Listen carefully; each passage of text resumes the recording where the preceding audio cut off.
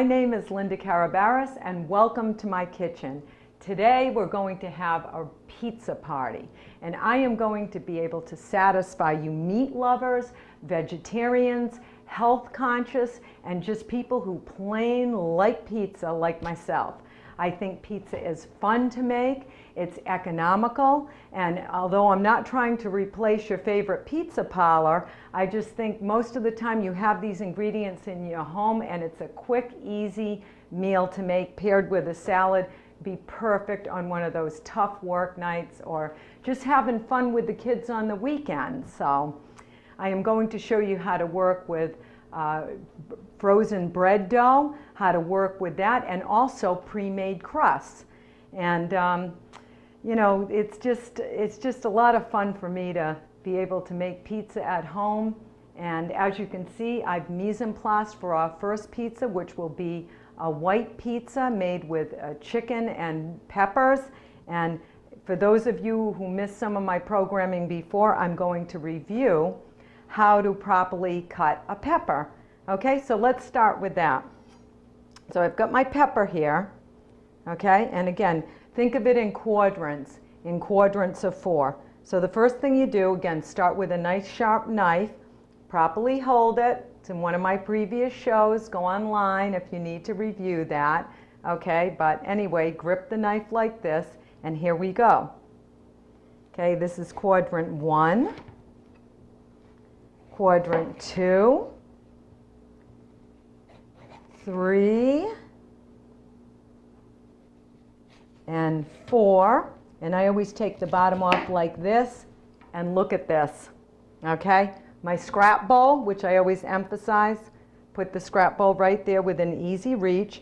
And then for this first recipe, this pepper wasn't as tall as the one that I have already cut up, but I'm just going to show you that. Let's go down in strips, probably 1/8 to 1/4 inch strips, okay?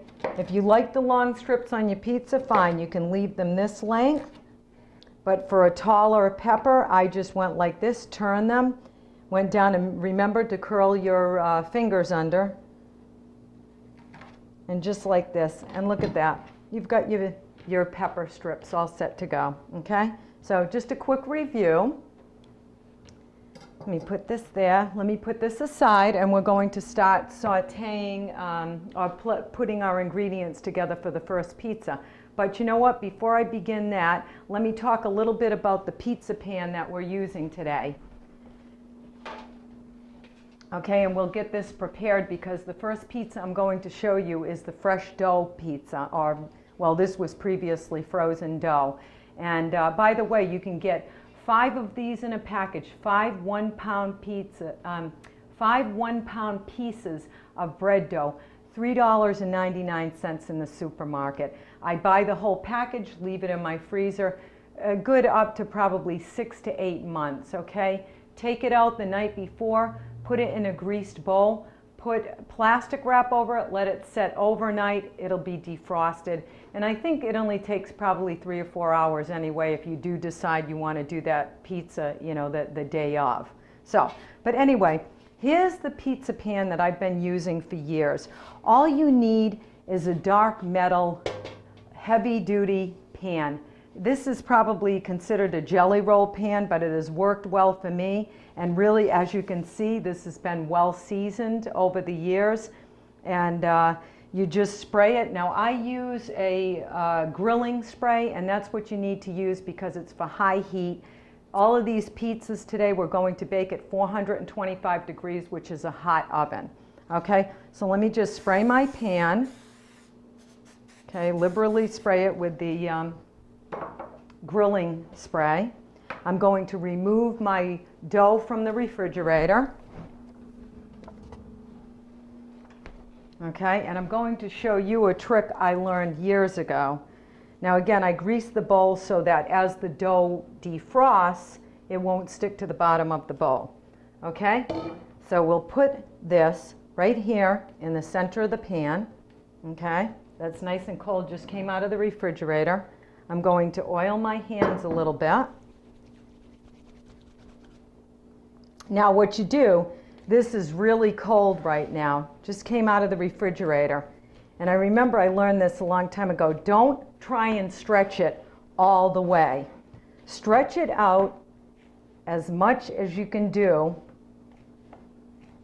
without tearing it. And you'll know, see, you can feel it. Okay? That's it. Now what I'm going to do is just put this aside for 10 minutes. And you know me, I always like to time things. You don't want to really have it set out more than 10 minutes because it will start to rise. It will still be fine to use, but you'll get a thicker crust, okay? So let me put this aside and then we're going to start our saute. Here, and let's start the topping for this first pizza. Okay, let's see, medium, probably low to medium. Heat, okay. Put that on there and, oh geez, probably a couple tablespoons of olive oil. And what you want to do is use regular olive oil, not extra virgin, because the regular, or any regular oil, canola oil, anything like that, okay? So there we go. Let's heat that up a little bit. And then, I don't know about you, but I love garlic. Now I'm using fresh garlic that I've previously chopped. I'm probably not going to use all of this, but I'm going to use at least 4 cloves.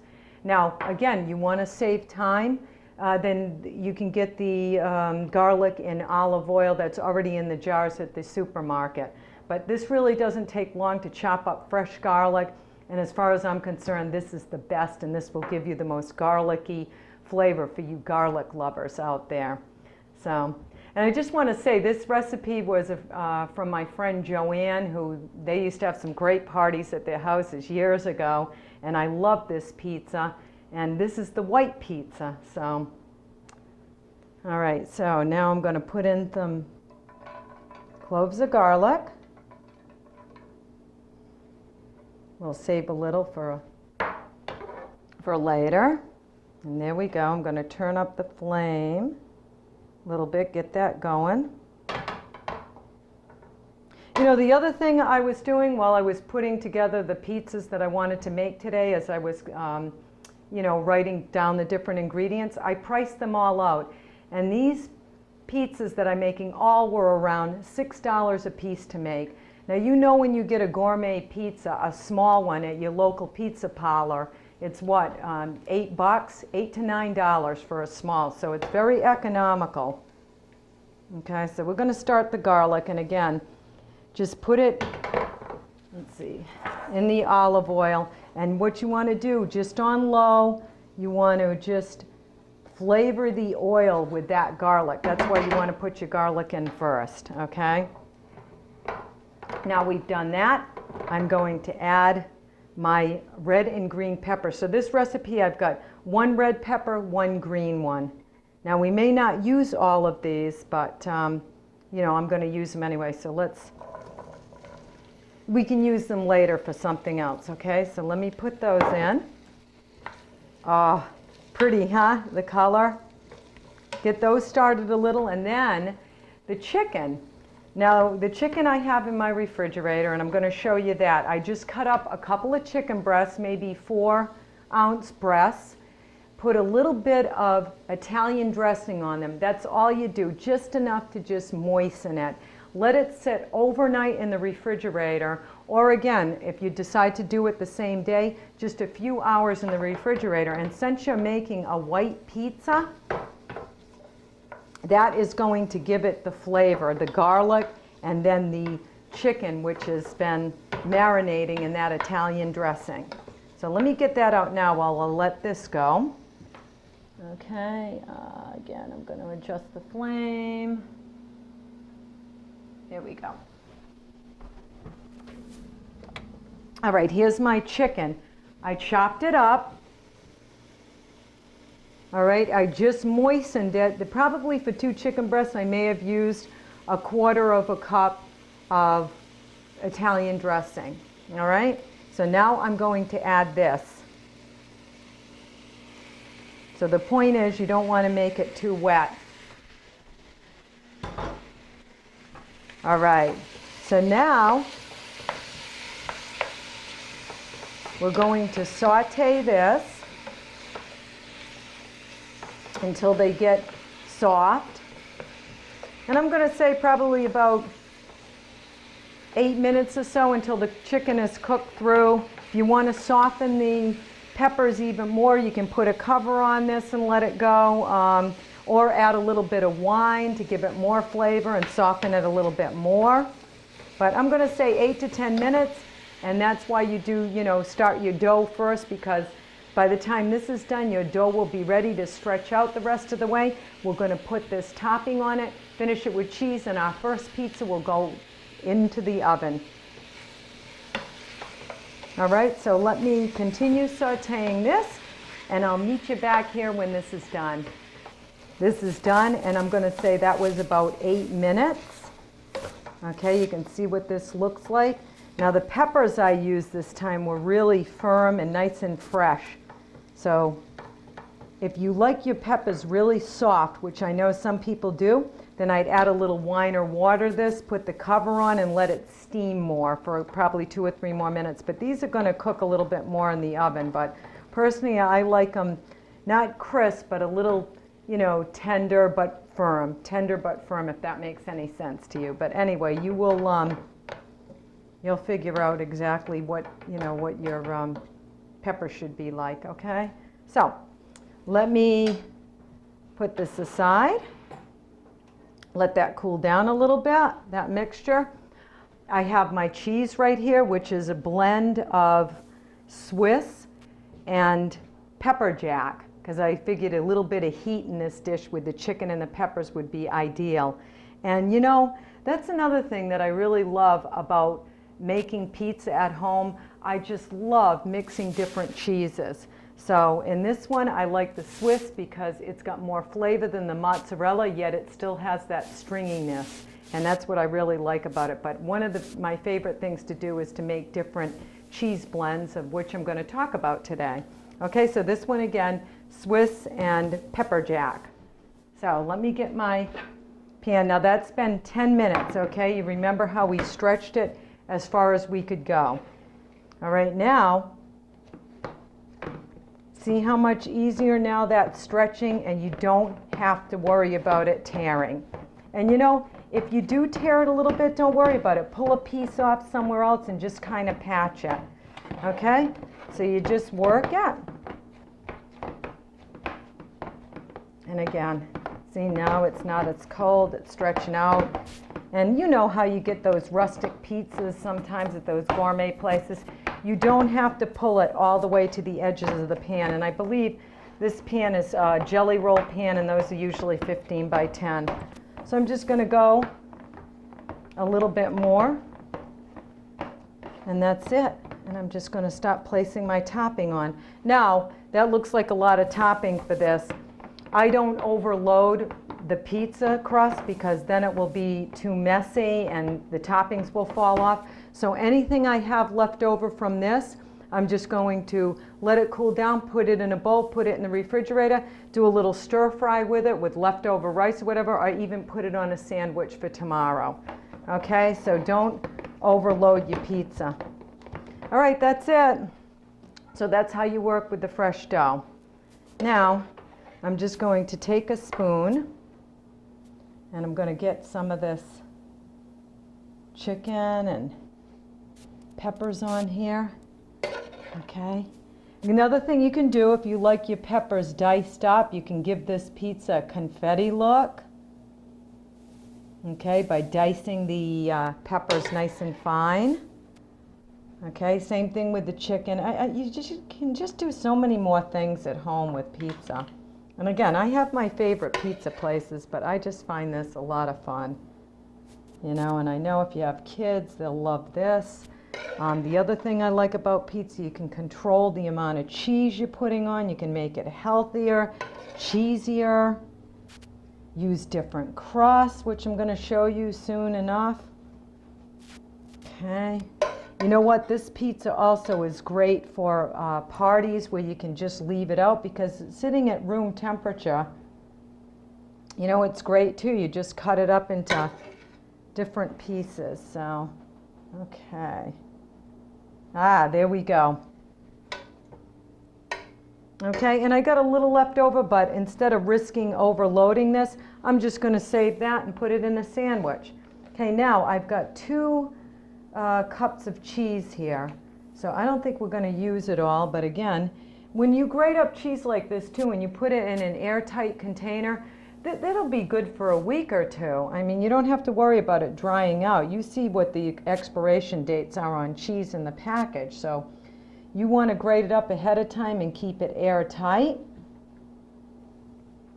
at least a week or 2. So here we go. Oh, look at this. Yeah. All right. And I like on this one putting, because the pieces are bigger with the peppers and chicken, I like putting it underneath because then the cheese will hold that right on there. Now again, 425 oven, some places will tell you 450, but you're at a high heat anyway at 425. This way you can always make adjustments if it's cooking too long. So I'm putting this in at 425 degrees, and we'll see what it looks like after about 15 minutes. Then in the meantime, let me mise en place for my next 2 pizzas, and I'll meet you back here. Okay, 15 minutes is up. Let's check this out. Oh, wait until you see this. Check it out. Huh? Oh, you know what I'm going to do? I just decided that let me put some nice, fresh ground black pepper over the top of this. Okay, and I'm going to show you the bottom now, the way the bottom should look. But isn't that beautiful, huh? Nice rustic looking pizza, white pizza. Again, perfect party food. See that bottom? That's what it should look like. I like a nice deep brown bottom on my pizza. Now, what you want to do is take it right off the pan onto a cookie sheet, and I'll tell you why. You don't want to leave it on the pan because it will get soggy. So what I do is I put a towel underneath, put a cookie rack down, put the pizza on that, and let that cool a few minutes. Then I'm going to flip it right onto this and just cut it. And a nice rustic pizza like this, I would cut it in irregular shapes. So I'll show you what that looks like later. And now let's get started on our other 2 pizzas. All right, now I'm going to show you the pizzas using pre-made crusts, which they make some good ones now. So I'm going to give you a couple of different choices. For the health conscious out there and those of you who want to put more fiber in your diet, this brand comes out now with a whole wheat crust. Okay, these are terrific, and I'll give you another little tip. These are usually around, well, how much is it? The regular price, $4.59. There's a bread thrift store in North Attleboro. I go over there. They're not out of date. They might be a week or 2 in advance. I purchase them, and I think they might be 2 or 3 for $5. Take them home, freeze them. I get 4 or 5 of these crusts at a time. So I'm just going to talk about the different choices now. They make the original, which is a thicker crust with the white. They make a whole wheat now, which has 3 times the amount of fiber as the wheat. I think this comes out, I figured it out, comes out to a little bit more than 4 grams of fiber per slice, and I figured 6 slices on these. Oh. Now, we've got our wheat crust, and again, health conscious people out there. Actually, this crust is not vegan, but the frozen bread dough, there's no dairy in it, so for you vegans out there, you can actually do this one with a, with the frozen dough, and then you would use the soy cheese on top, okay? So let's go with this. I'm going to put on my glove again here, my Michael Jackson thing while I'm doing this pizza, because I'm going to be putting spinach on. It's my Mediterranean twist, since I'm part Greek, Carabaris, right? So have to do a little Mediterranean. So I'm going to start with maybe just a half cup. You don't, again, want to over sauce this, okay? Let's go like that. Just a little bit. I'm just doing this, and I made my own sauce a few months ago and just froze it. This is a quick sauce I make. Jarred sauce, fine, no problem. Use a jarred sauce. Whatever is going to save you time. Okay? So, just a little bit of sauce like that. That's all you want on this one. Last night, sauteed up some chopped spinach, frozen spinach, squeezed it out. Just sauteed it with a little bit of olive oil, chopped red onion. I like the red onion. It's milder and sweeter. And of course, loads of garlic for flavor. All right? So, again, we don't want to overload the toppings. So let's just do this. And you know, again, pizza, I use up steamed vegetables in the refrigerator. You can use leftover chicken, toss it with barbecue sauce, put it on a pizza and top it with cheese. Mexican, you can use the Mexican blend cheeses, do a topping with salsa and cheese over the top. I've done that. You get the buffalo fingers out, you take some home, you know what, chop that up, put a little sauce or salsa on with the buffalo chicken, cheese on the top. Just, you know, there's just so many possibilities. That's what I love about pizza. Now I'm going to do my fresh tomatoes. Okay, or you could have done those actually right over the sauce or whatever, but this looks pretty too. So, I just don't want to get the spinach all in there. Okay. Oh, that's pretty, huh? Okay. So either way, all right, again, not overloading it at all. And what I do with something like this, I want this held down a bit. So the toppings, I had a little bit of feta left over. Oh, yeah. So we're going to do the feta. Okay, and then I will take my glove off, put that there. Okay, now that I've got the messy stuff done. Some black olives. Now you can use anything, sliced black olives. These are the wrinkled oil cured olives. Okay, that I got at Whole Foods. They're a little bit more gourmet, but I had some of these and these will last forever. My towel here. Okay, now what I'm going to do is, I found a cheese blend. I usually blend my own, but I started looking at the ones that are already pre-grated, and this was a good one. It said a 6-cheese Italian. It's got shredded mozz in it, smoked provolone, Asiago, Parmesan, Romano, and Fontina cheese. I says, wow, that sounds great. So to kind of hold these toppings in place, what I do at this point is I'll use a little of this finely shredded cheese over the top of this pizza. Kind of hold the ingredients down when you're cutting it, and you're still going to see some color through it, okay? And again, I love this because you can control the amount of cheese you put on.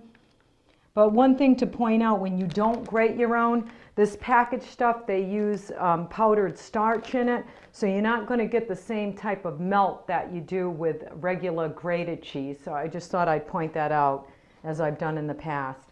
Okay, and now I've got some pine nuts. I use pine nuts or pinoles once in a while. They give a nice flavor, and again, because this is more of a gourmet pizza, I'm just going to sprinkle a few over the top. I'm just giving you some different ideas. Let me pop this one in the oven, and we're going to throw together our last one. And again, 8 to 10 minutes, 425.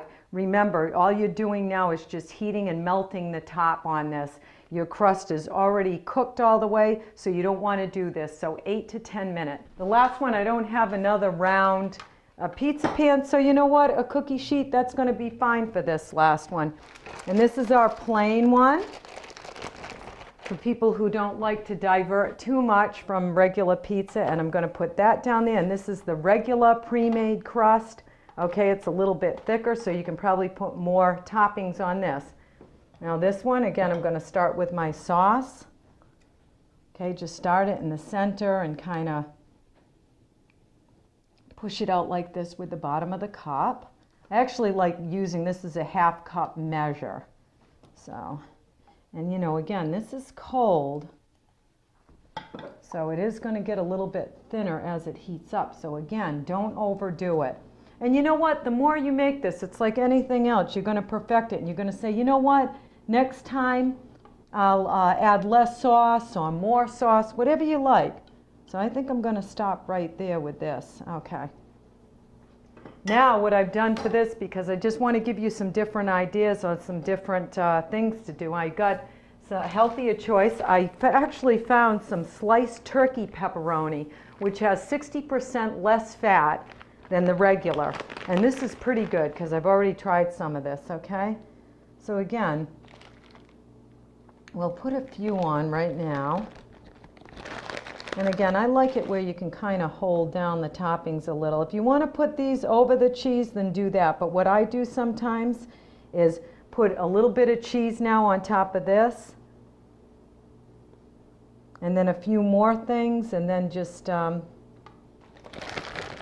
know, or sometimes, I'm sorry, put cheese over the sauce, put the toppings on, and then a little bit more cheese on top of that. So that's another option. Oh, look at this, huh?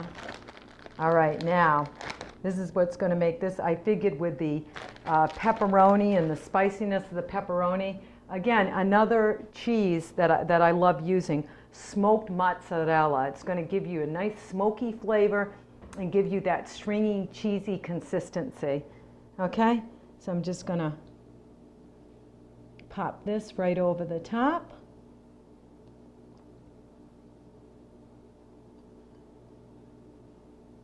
Ah, there we go. Oh, yeah. Boy, this is going to be great, huh? And again, let the kids think of some different things. I'm sure they'll have all kinds of different ideas for pizza. Some of them, I'm sure, kind of funky, huh? All right, there we go. And you know what? For meat lovers, let's do some more on top of this, okay? Just for presentation. Because as you know, the prettier things look, the better they taste. People eat with their eyes. There we go. That's our simple one. 5 minutes, perfect for during the work week. Again, let me pop this in the oven, and I'll see you back here for our pizza party. Oh, look what we have here. Does this look nice or what? And we had fun putting these together. So what I did with the white pizza, just cut it up in random pieces, and you can tile this. This is perfect party food. And you can leave this out for a while. I know your guests are going to love this one.